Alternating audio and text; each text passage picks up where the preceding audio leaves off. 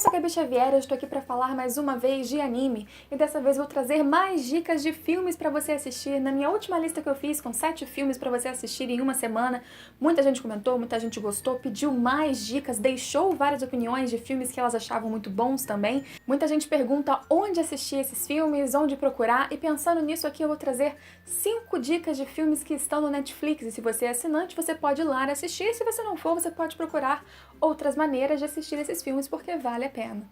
E se você ainda não é inscrito no canal, clica aqui no botãozinho vermelho para se inscrever logo aqui embaixo, se inscreve para poder acompanhar todos os nossos próximos conteúdos. E o canal também, se você não sabe, tem um link no Padrim para você ajudar se você quiser, o link está aqui na descrição.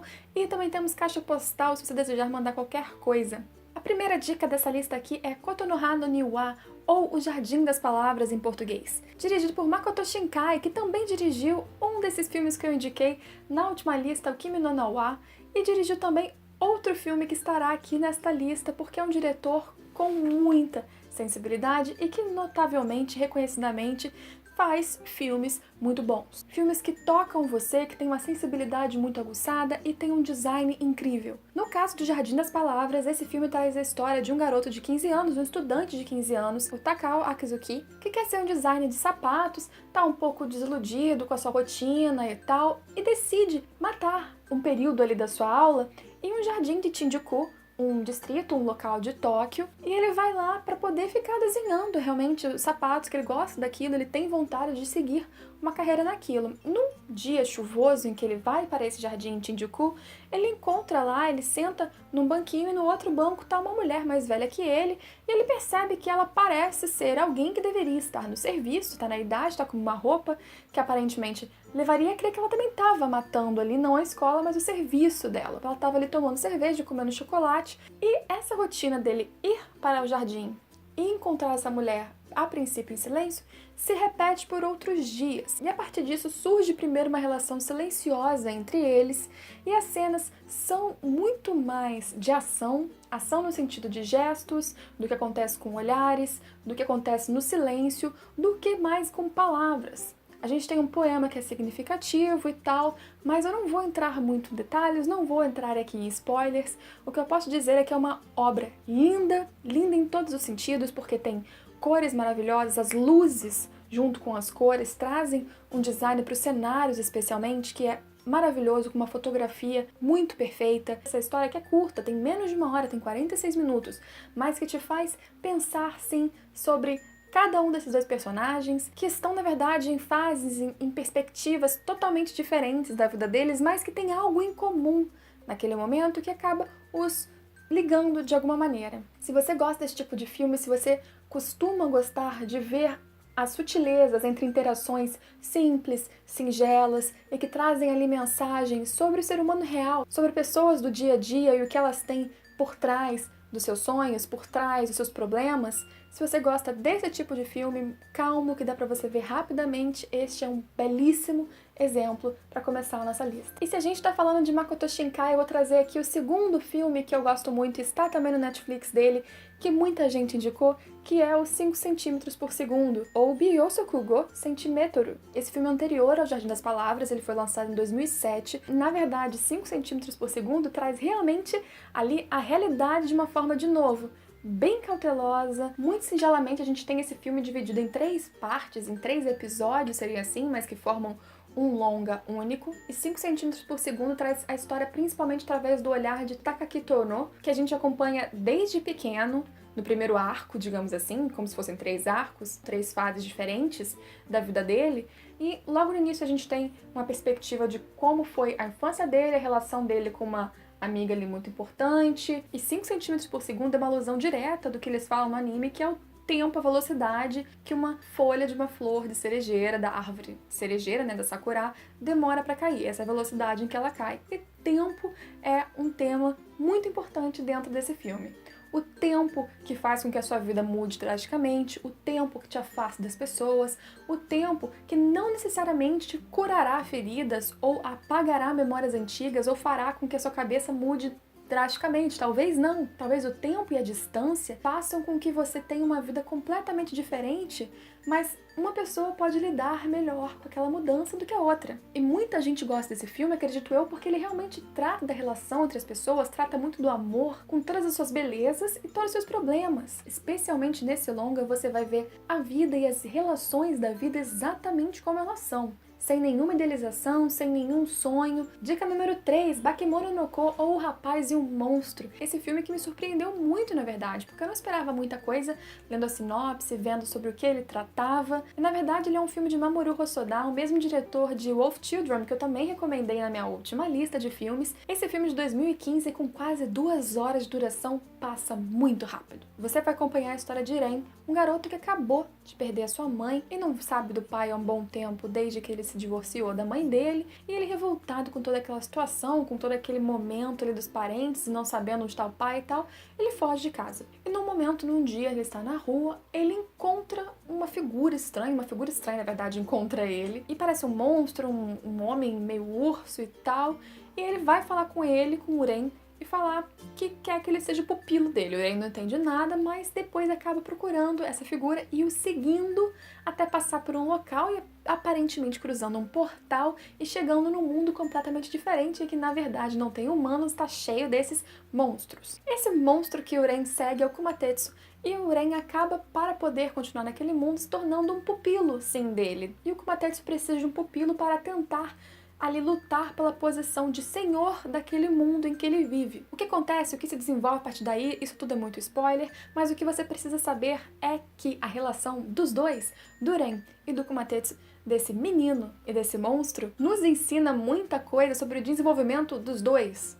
Os dois têm várias dificuldades ali dentro, não apenas uma relação entre um e outro, em relação com os outros, como uma questão interior. E você vai acompanhando essa evolução psicológica, essa mudança de perspectivas e visões, toda essa trajetória que eles vão cruzando juntos e separados. E isso é muito interessante. O filme tem um quê ali de aventura, tem várias cenas engraçadas, embora traga sim mensagens muito importantes, inclusive sobre a índole dos seres humanos. Então, se você gosta de um misto de diversão, de personagens muito bons, icônicos, engraçados, e sente falta de uma mensagem importante no fim sempre, você com certeza vai gostar de O Rapaz e o Monstro. Minha dica número 4 é Gantz. Gantz, apesar de ter esse filme que foi lançado no final de 2016, no final do ano passado, já foi adaptado em um anime de 2004 e em 2 live actions. Tanto no anime de 2004 quanto neste filme agora de 2016, a gente tem um pedacinho da história do mangá que foi lançado de 2000 até 2013, um mangá de Hiro Yaoko. Se você assistiu o anime de 2004, não tem problema, porque o que você vai assistir neste filme é outro momento. É claro que com modificações em relação ao mangá, mas nada que prejudicasse realmente a história, que é muito boa. E esse filme é todo apresentado em CGI, e um CGI muito bom. E eu vou falar do CGI de novo daqui a pouquinho. Mas Gantz apresenta a história de algumas pessoas que morreram e após a morte deles imediatamente acordam numa sala estranha com uma grande esfera negra que justamente chama Gantz, que passa missões. E essas pessoas que estão lá usam roupas futuristas, recebem armas super tecnológicas e são obrigadas a participar de jogos que acontecem no mundo real. Eles são enviados, por exemplo, para alguma área de Tóquio, ou como no caso desse filme, a maior missão se desenvolve em Osaka, lá em Dotonbori. E durante essas missões eles têm que lutar com seres de outras dimensões, alienígenas, seres demoníacos, e matá-los e completar essa missão, ou seja, chegar até o último chefão para zerar o jogo. Toda essa equipe, ou várias equipes que estão nesse local, não apenas para sobreviverem no final, sobreviverem naquela estranha cópia que eles estão após a morte deles, como também para conseguir somar pontos, porque ao somar pontos você ganha alguns bônus que não vou entrar em detalhes, mas que incluem também, se você quiser, retornar normalmente à sua vida. Nesta adaptação de Gantz, a gente acompanha a história de Masaru Kato, que foi assassinado no metrô e acorda justamente nessa sala, encontra Gantz e entra nesta toda jornada de precisar lutar contra estes demônios e sobreviver e tentar voltar para o seu irmão, que nessa adaptação está sozinho em casa com os pais já falecidos, esperando o irmão mais velho voltar. As cenas de luta são muito boas, tem muito sangue, tem muito gore, mas é tudo muito bem feito, não é nada esquisito, O design dos personagens é muito bom, o design das armas, os efeitos das lutas e das armas, tudo aquilo que é muito futurista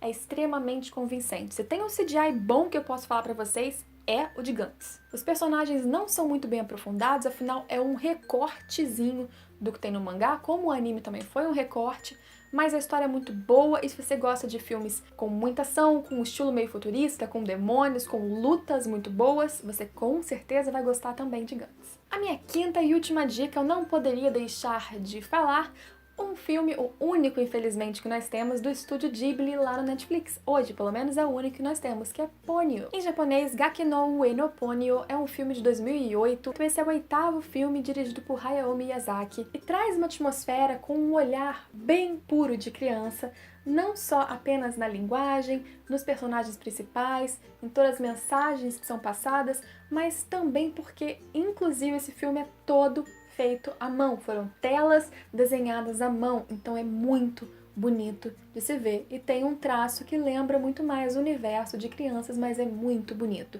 Apesar disso, é um filme sim muito bom para qualquer idade, especialmente se você gosta dos filmes do estúdio Ghibli, e traz a história de um menino de 5 anos chamado Sousuke, que vive com a sua mãe Lisa numa colina ali perto do mar, perto do farol, e o seu pai fica constantemente no mar, navio, no mar, e Sousuke aparece pra gente como um garoto mais solitário, embora muito sonhador, e logo no começo ele encontra uma peixinha dourada que ele dá o nome de Ponyo e leva para casa, e logo você começa a ter uma relação se desenvolvendo entre Ponyo e Sousuke.